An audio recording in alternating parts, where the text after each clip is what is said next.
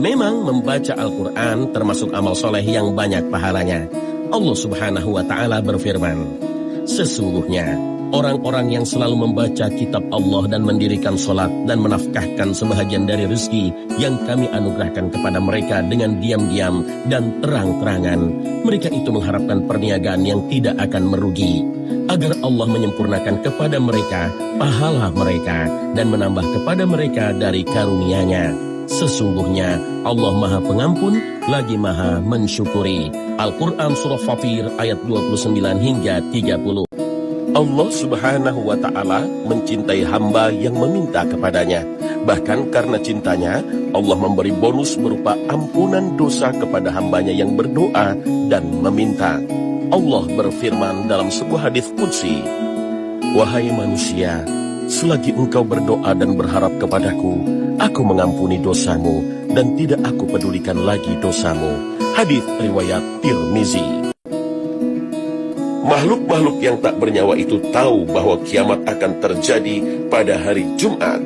Inilah yang disampaikan Nabi SAW dalam sabdanya.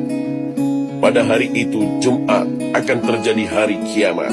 Tidak ada satu malaikat pun yang didekatkan kepada Allah.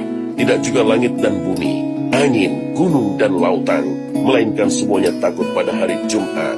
Hadis riwayat Ibnu Majah dan Ahmad. Tak hanya itu, binatang-binatang melata yang hidup di dunia ini juga merasakan hal yang sama. Maka setiap kali memasuki hari Jumat, di pagi hari sebelum matahari terbit, para binatang di dunia ini akan memperhatikan dengan seksama. Jangan-jangan hari itu terjadi kiamat. Saking pentingnya bulan Rajab ini, Allah sampai menurunkan satu ayat untuk menyandingkan keutamaannya dengan bulan-bulan haram yang lain, serta Nabi sampai meminta kita untuk meningkatkan ibadah, dan bukan sekedar meminta, tapi Nabi sendiri meningkatkan ibadah di bulan ini sebagai pembuka kebaikan di bulan-bulan yang lainnya. Apa di antara keutamaannya? Keutamaan yang pertama akan mempercepat anugerah Allah untuk mengampuni dosa-dosa yang pernah berjalan selama hidup kita. Maka isi bulan ini dengan istighfar. Yang kedua, tingkatkan amal saleh. Ibnu Abbas mengatakan, orang yang sengaja maksiat di bulan Rajab, maka dosanya 2 kali lipat di hari biasa. Sama persis dengan orang yang berbuat baik, pahalanya 2 kali lipat di hari biasa. Duduk sejenak. Sudah berapa lama aku hidup? Kalau aku mati nanti apa yang akan aku bawa menghadap Allah? Kawan-kawanku ini hanya teman tertawa. Setelah itu mereka pun akan pergi meninggalkan aku. Aku akan sendirian di liang lahat. Pernah ku pakai keningku ini untuk bersujud. Pernah ku pakai hartaku ini untuk bersedekah. Bangun di tengah malam itu menguatkan jiwa kita. Orang hidup ini kan mencari ketenangan. Dengan rumah rupanya tak tenang, dengan mobil tidak tenang, dengan harta tidak tenang, dengan cincin emas tidak tenang. Satu-satunya ketenangan datang dari Allah. Tenang itu letaknya mana? Di hati. Apa yang bisa menenangkan hati? Bukan materi. Ala bidzikrillahi tatma'innul qulub. Dengan banyak berzikir mengingat Allah, maka hati akan menjadi tenang. Seorang anak yang selalu meniatkan pekerjaannya untuk bakti pada orang tua, itu Allah langsung jawab di dunia tanpa menunggu akhirat. Jadi di akhirat pahalanya, di dunia Allah desain segala kemudahan yang mengiringi aktivitas itu. Anda kalau sedang eksplorasi, kesulitan dan sebagainya, coba minta doa orang tua. Datangi orang tua, baktikan orang tua, itu akan ada pengaruh. Sayang Allah kadang-kadang dilekatkan lewat ridhonya kedua orang tua. Katanya karir pengen diangkat oleh Allah, tahajud aja nggak mau. Katanya pengen hidupnya mudah, tapi bangun 2 rakaat aja nggak sanggup. Katanya pengen ditolong oleh Allah, tapi begitu Allah ingin berikan, kamu nggak panggil. Sepertinya apa sih maumu? Ketika tidak ada teman yang mau berbagi kesusahan, ketika tidak ada sahabat yang mau mendengarkan keluh kesahmu, berbisiklah ke tanah, Subhana Rabbiyal A'la wa bihamdi. Kau diciptakan dari tanah, berbisik ke tanah. Tuhanmu bukan tanah, Allah yang maha mulia, pencipta langit dan tanah. Katakan Subhana Rabbiyal A'la. Kau kotor, kau hina, kau jahat. Subhana yang maha suci Allah, Rabbiyal A'la yang maha tinggi, maha kuasa Allah. Wa bihamdi, dia yang terpuji. Aku kotor, banyak silap, banyak salah, banyak dosa. Aku bukan apa-apa. Jangan biarkan jiwa ini larut bersama kesedihan. Tidak layak untuk sedih. Karena orang-orang beriman dia mesti kuat. Allah bersama dia. Rasulullah SAW selalu bersama dia. Kita tetap berselawat dan tetap agungkan Allah. Ngapa kita mesti rapuh? Ngapa kita mesti bersedih? Orang beriman itu, ala inna awliya Allah. Ketahuilah wali-wali Allah, orang-orang yang menolong agama Allah, la khaufun alaihim wa la hum yahzanun. Tak ada takut dalam hati mereka, tak ada takut dalam jiwa mereka. Wa la hum yahzanun. Mereka tidak bersedih hati. Alhamdulillahi Rabbil Alamin, Ar-Rahmanir Rahim, Maliki Yawmiddin, Iyyaka na'budu wa iyyaka nasta'in, Ihdinas siratal mustaqim, صراط الذين أنعمت عليهم غير المغضوب عليهم ولا الضالين.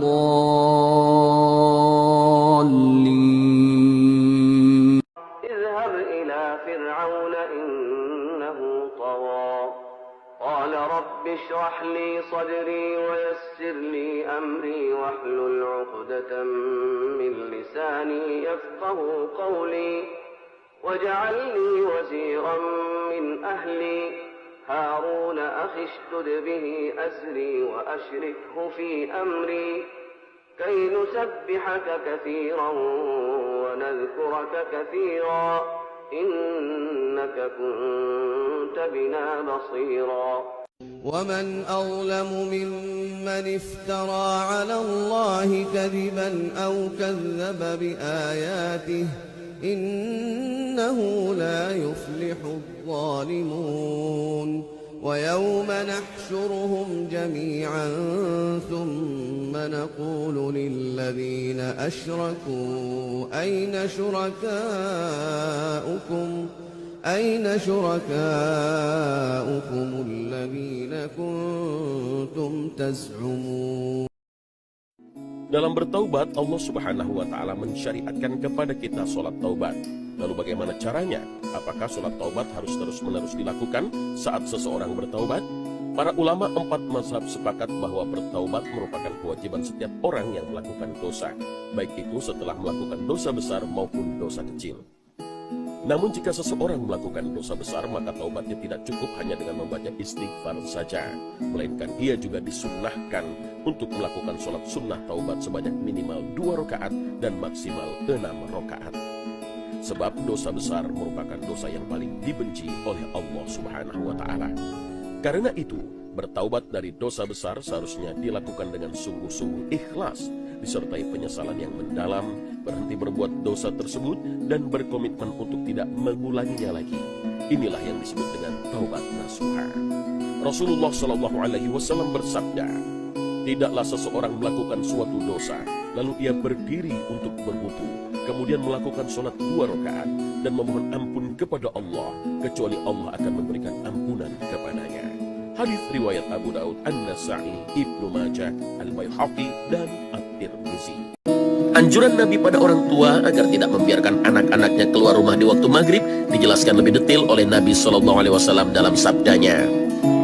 Jika sore hari mulai gelap, maka tahanlah bayi-bayi kalian, sebab para setan banyak berkeliaran pada saat itu. Jika sesaat dari malam telah berlalu, maka lepaskan mereka, kunci pintu-pintu rumah, dan sebutlah nama Allah, sebab setan tidak membuka pintu yang tertutup. Dan tutup rapat tempat air kalian, dan sebutlah nama Allah. Dan tutup tempat makanan kalian, dan sebutlah nama Allah. Hadis riwayat Muslim. Puasa merupakan ibadah yang istimewa. Jika diurutkan, mungkin hanya sholat yang berada di atas ibadah puasa. Bahkan ada beberapa ulama yang berpendapat puasa lebih unggul daripada sholat. Beberapa keistimewaan tentang puasa terangkum dalam salah satu hadis Nabi SAW yang diriwayatkan oleh Imam Bukhari. Beliau SAW bersabda, semua amalan Bani Adam untukku kecuali puasa, karena puasa itu untukku dan aku akan membalasnya. Puasa adalah perisai. Jika salah seorang dari kalian sedang berpuasa, janganlah berkata keji dan berteriak-teriak. Jika ada orang yang mencercanya atau memeranginya, maka ucapkanlah, aku sedang berpuasa. Demi zat yang jiwa Muhammad di tangannya, sesungguhnya bau mulut orang yang berpuasa lebih wangi di sisi Allah daripada bau misik orang yang puasa. Mempunyai dua kegembiraan. Jika berbuka mereka gembira, jika bertemu Rabbnya mereka gembira karena puasa yang dilakukannya. Hadis riwayat Bukhari. Ya Allah, Engkau maha mengetahui apa yang aku mohonkan kepadamu, maka aku sangat memuji apa yang Kau kabulkan kepadaku. Ampuni aku ya Allah bila selama ini doa-doa yang aku panjatkan kepadamu belum terkabulkan, bukan karena kurangnya rahmat-Mu, tapi kurangnya kemampuanku untuk mensyukuri semua nikmat yang Kau berikan kepada. Pemirsa Khazanah, sholat tarawih adalah ibadah yang sangat dianjurkan untuk dikerjakan selama bulan Ramadan. Sebab pahala dan keutamaannya sangat besar. Dari Abu Hurairah radhiyallahu anhu mengatakan bahwa Nabi SAW bersabda, siapa yang mendirikan sholat di malam Ramadan dengan penuh keimanan pada Allah dan mengharapkan pahala darinya, maka akan diampuni dosa-dosanya yang telah lalu. Muttafaqun alaih. Di sisi lain, ada keuntungan lain membaca Al-Quran menggunakan aplikasi handphone, bahwa orang yang membacanya lebih aman dan terjauhi dari sifat riya. Karena aplikasi itu tidak begitu terlihat orang lain, sehingga dapat menjaga hatinya dari sifat pamer. Nabi SAW bersabda, sesungguhnya Allah mencintai hamba yang bertakwa, hamba yang hatinya selalu merasa cukup dan yang suka mengasingkan diri. Hadis riwayat Muslim. Mengasingkan diri di sini maksudnya menyembunyikan amalannya. Wallahu a'lam. Setelah manusia dibangkitkan dari kuburnya, kemudian manusia digiring ke padang mahsyar dalam keadaan tidak mengenakan penutup kaki maupun pakaian dan dalam keadaan belum dikhitan, sebagaimana mereka dahulu diciptakan. Rasulullah SAW bersabda, sungguh kalian akan dibangkitkan dalam keadaan tidak mengenakan sandal, pelindung kaki, telanjang dan masih berkuluk, belum dikhitan. Kemudian beliau SAW membaca firman Allah, sebagaimana kami telah memulai penciptaan pertama, begitulah kami akan mengulanginya. Itulah janji yang pasti kami tepati. Sesungguhnya kamilah yang akan melaksanakannya. Al-Quran Surah Al-Anbiya ayat 104. Hadis riwayat Al-Bukhari. Inilah kekuatan dan kedahsyatan Qiyamul Lail, ibadah di malam hari, khususnya di sepertiga malam terakhir. Pada waktu sepertiga malam terakhir itu, ada saat yang sangat mustajab untuk bermunajat, berdoa, dan memohon ampunan Allah. Nabi SAW bersabda, Tuhan kita yang maha suci dan maha tinggi akan turun pada setiap malam ke langit dunia terendah ketika malam tinggal sepertiganya, seraya menyeru, siapa yang berdoa kepadaku, maka aku perkenankan doanya. Siapa yang meminta kepadaku, maka aku beri. Dan siapa yang memohon ampunan kepadaku, maka aku ampuni. Hadis riwayat Bukhari dan Muslim. Menangis, air mata darah menetes dari mata tak akan kembali masa lalu. Lantar ja'al ayyamul lati madat. Seperti berdiri di tengah sungai. Air sungai yang sudah mengalir ke hilir tidak akan pernah kembali ke hulu. Maka kita hanya punya sisa-sisa waktu untuk beramal saleh. Jangan pernah kosong hampa daripada amal saleh. Diamnya fikir, geraknya adalah zikir. Mulutnya diam, hati berzikir, mulut bergerak, tasbih, tahmid dan takbir. Uluran tangannya adalah zakat, wakaf, infak, sedekah. Uluran lidahnya adalah nasihat wa tawasau bil haq wa tawasau bis sabr. Dosa-dosa yang lalu tinggal dimintakan ampunnya kepada Allah. Azan berkumandang, lalu kemudian berbuka puasa. Dianjurkan dengan kurma yang ganjil 1, 3, 5. Kenapa kurma? Karena kurma manis, sedangkan perut kita ini panas. Kalau diisi dengan es yang pedas-pedas, usus kita luka. Maka diisi dengan yang hangat, dengan kurma, dengan yang manis, dengan air putih. Setelah itu salat maghrib. Hawa nafsu itu yang tadi siang semua mau diminum, semua mau dimakan, masuk air 2-3 teguk, masuk kurma 1-3-5, habis itu semua dunia ini tak ada lagi artinya. Allah sedang mengajarkan betapa hawa nafsu itu hanya sebatas itu saja. Memang membaca Al-Quran termasuk amal soleh yang banyak pahalanya. Allah Subhanahu wa Ta'ala berfirman, sesungguhnya Orang-orang yang selalu membaca kitab Allah dan mendirikan sholat dan menafkahkan sebahagian dari rezeki yang kami anugerahkan kepada mereka dengan diam-diam dan terang-terangan. Mereka itu mengharapkan perniagaan yang tidak akan merugi, agar Allah menyempurnakan kepada mereka pahala mereka dan menambah kepada mereka dari karunia-Nya. Sesungguhnya Allah Maha Pengampun lagi Maha Mensyukuri. Al-Quran Surah Fatir ayat 29 hingga 30. Allah Subhanahu wa Ta'ala mencintai hamba yang meminta kepadanya. Bahkan karena cintanya, Allah memberi bonus berupa ampunan dosa kepada hambanya yang berdoa dan meminta. Allah berfirman dalam sebuah hadis qudsi, "Wahai manusia, selagi engkau berdoa dan berharap kepadaku, aku mengampuni dosamu dan tidak aku pedulikan lagi dosamu." Hadis riwayat Tirmizi. Makhluk-makhluk yang tak bernyawa itu tahu bahwa kiamat akan terjadi pada hari Jumat. Inilah yang disampaikan Nabi SAW dalam sabdanya. Pada hari itu Jumat akan terjadi hari kiamat. Tidak ada satu malaikat pun yang didekatkan kepada Allah. Tidak juga langit dan bumi, angin, gunung dan lautan, melainkan semuanya takut pada hari Jumat. Hadis riwayat Ibnu Majah dan Ahmad. Tak hanya itu, binatang-binatang melata yang hidup di dunia ini juga merasakan hal yang sama. Maka setiap kali memasuki hari Jumat, di pagi hari sebelum matahari terbit, para binatang di dunia ini akan memperhatikan dengan seksama. Jangan-jangan hari itu terjadi kiamat. Saking pentingnya bulan Rajab ini, Allah sampai menurunkan satu ayat untuk menyandingkan keutamaannya dengan bulan-bulan haram yang lain, serta Nabi sampai meminta kita untuk meningkatkan ibadah, dan bukan sekedar meminta, tapi Nabi sendiri meningkatkan ibadah di bulan ini sebagai pembuka kebaikan di bulan-bulan yang lainnya. Apa di antara keutamaannya? Keutamaan yang pertama akan mempercepat anugerah Allah untuk mengampuni dosa-dosa yang pernah berjalan selama hidup kita. Maka isi bulan ini dengan istighfar. Yang kedua, tingkatkan amal saleh. Ibnu Abbas mengatakan, orang yang sengaja maksiat di bulan Rajab, maka dosanya 2 kali lipat di hari biasa. Sama persis dengan orang yang berbuat baik, pahalanya 2 kali lipat di hari biasa. Duduk sejenak. Sudah berapa lama aku hidup? Kalau aku mati nanti apa yang akan aku bawa menghadap Allah? Kawan-kawanku ini hanya teman tertawa. Setelah itu mereka pun akan pergi meninggalkan aku. Aku akan sendirian di liang lahat. Pernah ku pakai keningku ini untuk bersujud. Pernah ku pakai hartaku ini untuk bersedekah. Bangun di tengah malam itu menguatkan jiwa kita. Orang hidup ini kan mencari ketenangan. Dengan rumah rupanya tak tenang, dengan mobil tidak tenang, dengan harta tidak tenang, dengan cincin emas tidak tenang. Satu-satunya ketenangan datang dari Allah. Tenang itu letaknya mana? Di hati. Apa yang bisa menenangkan hati? Bukan materi. Ala bidzikrillahi tatma'innul qulub. Dengan banyak berzikir mengingat Allah, maka hati akan menjadi tenang. Seorang anak yang selalu meniatkan pekerjaannya untuk bakti pada orang tua, itu Allah langsung jawab di dunia tanpa menunggu akhirat. Jadi di akhirat pahalanya, di dunia Allah desain segala kemudahan yang mengiringi aktivitasnya.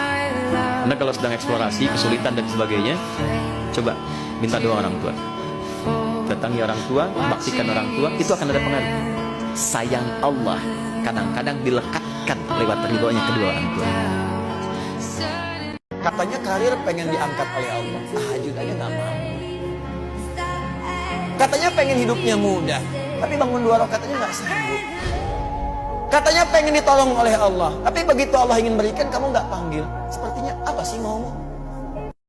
Ketika tidak ada teman yang mau berbagi kesusahan, ketika tidak ada sahabat yang mau mendengarkan keluh kesahmu, berbisiklah ke tanah, Subhana Rabbiyal A'la wa bihamdi. Kau diciptakan dari tanah, berbisik ke tanah. Tuhanmu bukan tanah, Allah yang maha mulia, pencipta langit dan tanah. Katakan Subhana Rabbiyal A'la. Kau kotor, kau hina, kau jahat, Subhana yang maha suci Allah, Rabbiyal A'la yang maha tinggi, maha kuasa Allah, wa bihamdi, dia yang terpuji. Aku kotor, banyak silap, banyak salah, banyak dosa, aku bukan apa-apa. Jangan biarkan jiwa ini larut bersama kesedihan. tidak layak untuk sedih.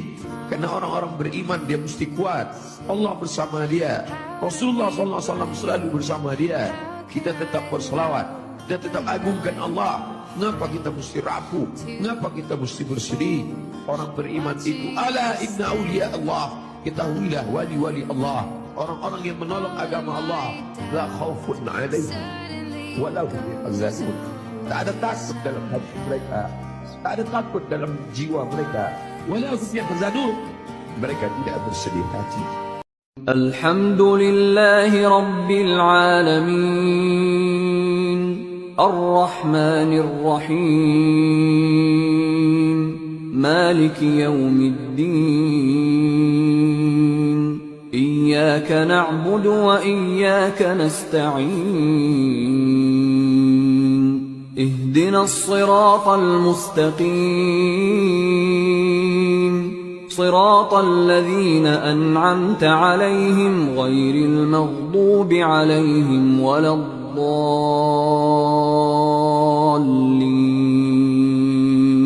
اذهب إلى فرعون إنه طغى قال رب اشرح لي صدري ويسر لي أمري واحلل عقدة من لساني يفقه قولي واجعل لي وزيرا من أهلي هارون أخي اشدد به أزري وأشركه في أمري كي نسبحك كثيرا ونذكرك كثيرا إنك كنت بنا بصيرا.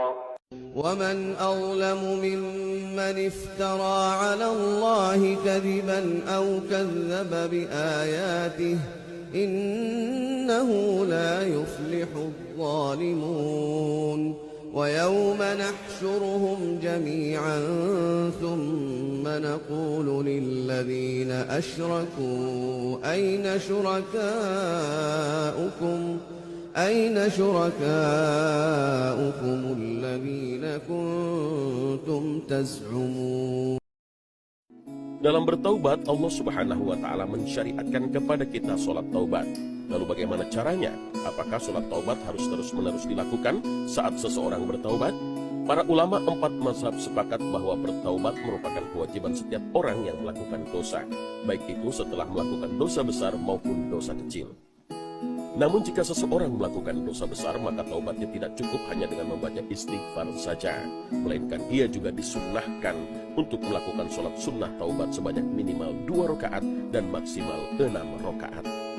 Sebab dosa besar merupakan dosa yang paling dibenci oleh Allah Subhanahu wa Ta'ala.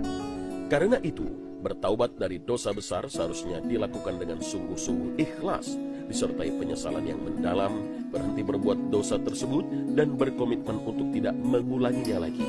Inilah yang disebut dengan taubat nasuha. Rasulullah SAW bersabda, tidaklah seseorang melakukan suatu dosa, lalu ia berdiri untuk berwudu, kemudian melakukan sholat 2 rakaat dan memohon ampun kepada Allah, kecuali Allah akan memberikan ampunan kepadanya. Hadis riwayat Abu Daud, An-Nasa'i, Ibnu Majah, Al-Baihaqi, dan At-Tirmizi. Anjuran Nabi pada orang tua agar tidak membiarkan anak-anaknya keluar rumah di waktu maghrib dijelaskan lebih detail oleh Nabi SAW dalam sabdanya. Jika sore hari mulai gelap, maka tahanlah bayi-bayi kalian, sebab para setan banyak berkeliaran pada saat itu. Jika sesaat dari malam telah berlalu, maka lepaskan mereka, kunci pintu-pintu rumah, dan sebutlah nama Allah, sebab setan tidak membuka pintu yang tertutup. Dan tutup rapat tempat air kalian, dan sebutlah nama Allah. Dan tutup tempat makanan kalian, dan sebutlah nama Allah. Hadis riwayat Muslim. Puasa merupakan ibadah yang istimewa. Jika diurutkan, mungkin hanya sholat yang berada di atas ibadah puasa. Bahkan ada beberapa ulama yang berpendapat puasa lebih unggul daripada sholat. Beberapa keistimewaan tentang puasa terangkum dalam salah satu hadis Nabi SAW yang diriwayatkan oleh Imam Bukhari. Beliau SAW bersabda, semua amalan Bani Adam untukku kecuali puasa, karena puasa itu untukku dan aku akan membalasnya. Puasa adalah perisai. Jika salah seorang dari kalian sedang berpuasa, janganlah berkata keji dan berteriak-teriak. Jika ada orang yang mencercanya atau memeranginya, maka ucapkanlah, aku sedang berpuasa. Demi zat yang jiwa Muhammad di tangannya, sesungguhnya bau mulut orang yang berpuasa lebih wangi di sisi Allah daripada bau misik orang yang puasa. Mempunyai dua kegembiraan. Jika berbuka mereka gembira, jika bertemu Rabbnya mereka gembira karena puasa yang dilakukannya. Hadis riwayat Bukhari. Ya Allah, Engkau maha mengetahui apa yang aku mohonkan kepadamu, maka aku sangat memuji apa yang Kau kabulkan kepadaku. Ampuni aku ya Allah bila selama ini doa-doa yang aku panjatkan kepadamu belum terkabulkan, bukan karena kurangnya rahmatmu, tapi kurangnya kemampuanku untuk mensyukuri semua nikmat yang Kau berikan kepada. Pemirsa Khazanah, sholat tarawih adalah ibadah yang sangat dianjurkan untuk dikerjakan selama bulan Ramadan, sebab pahala dan keutamaannya sangat besar. Dari Abu Hurairah radhiyallahu anhu mengatakan bahwa Nabi SAW bersabda, siapa yang mendirikan sholat di malam Ramadan dengan penuh keimanan pada Allah dan mengharapkan pahala darinya, maka akan diampuni dosa-dosanya yang telah lalu. Muttafaqun alaih. Di sisi lain, ada keuntungan lain membaca Al-Quran menggunakan aplikasi handphone, bahwa orang yang membacanya lebih aman dan terjauhi dari sifat riya, karena aplikasi itu tidak begitu terlihat orang lain, sehingga dapat menjaga hatinya dari sifat pamer. Nabi SAW bersabda, sesungguhnya Allah mencintai hamba yang bertakwa, hamba yang hatinya selalu merasa cukup dan yang suka mengasingkan diri. Hadis riwayat Muslim. Mengasingkan diri di sini maksudnya menyembunyikan amalannya. Wallahu a'lam. Setelah manusia dibangkitkan dari kuburnya, kemudian manusia digiring ke padang mahsyar dalam keadaan tidak mengenakan penutup kaki maupun pakaian dan dalam keadaan belum dikhitan, sebagaimana mereka dahulu diciptakan. Rasulullah SAW bersabda, sungguh kalian akan dibangkitkan dalam keadaan tidak mengenakan sandal, pelindung kaki, telanjang dan masih berkuluk, belum dikhitan. Kemudian beliau SAW membaca firman Allah, sebagaimana kami telah memulai penciptaan pertama, begitulah kami akan mengulanginya. Itulah janji yang pasti kami tepati. Sesungguhnya kamilah yang akan melaksanakannya. Al-Quran Surah Al-Anbiya ayat 104. Hadis riwayat Al-Bukhari. Inilah kekuatan dan kedahsyatan Qiyamul Lail, ibadah di malam hari, khususnya di sepertiga malam terakhir. Pada waktu sepertiga malam terakhir itu, ada saat yang sangat mustajab untuk bermunajat, berdoa, dan memohon ampunan Allah. Nabi SAW bersabda, Tuhan kita yang maha suci dan maha tinggi akan turun pada setiap malam ke langit dunia terendah ketika malam tinggal sepertiganya, seraya menyeru, siapa yang berdoa kepadaku, maka aku perkenankan doanya. Siapa yang meminta kepadaku, maka aku beri. Dan siapa yang memohon ampunan kepadaku, maka aku ampuni. Hadis riwayat Bukhari dan Muslim. Menangis, air mata darah menetes dari mata tak akan kembali masa lalu. Lantar ji'al ayyamul lati madat. Seperti berdiri di tengah sungai. Air sungai yang sudah mengalir ke hilir tidak akan pernah kembali ke hulu. Maka kita hanya punya sisa-sisa waktu untuk beramal saleh. Jangan pernah kosong hampa daripada amal saleh. Diamnya fikir, geraknya adalah zikir. Mulutnya diam, hati berzikir. Mulut bergerak, tasbih, tahmid dan takbir. Uluran tangannya adalah zakat, wakaf, infak, sedekah. Uluran lidahnya adalah nasihat, wa tawassaw bil haqq wa tawassaw bis sabr. Dosa-dosa yang lalu tinggal dimintakan ampunnya kepada Allah. Azan berkumandang, lalu kemudian berbuka puasa. Dianjurkan dengan kurma yang ganjil 1, 3, 5. Kenapa kurma? Karena kurma manis, sedangkan perut kita ini panas. Kalau diisi dengan es yang pedas-pedas, usus kita luka. Maka diisi dengan yang hangat, dengan kurma, dengan yang manis, dengan air putih. Setelah itu sholat maghrib. Hawa nafsu itu yang tadi siang semua mau diminum, semua mau dimakan, masuk air 2-3 teguk, masuk kurma 1-3-5, habis itu semua dunia ini tak ada lagi artinya. Allah sedang mengajarkan betapa hawa nafsu itu hanya sebatas itu saja.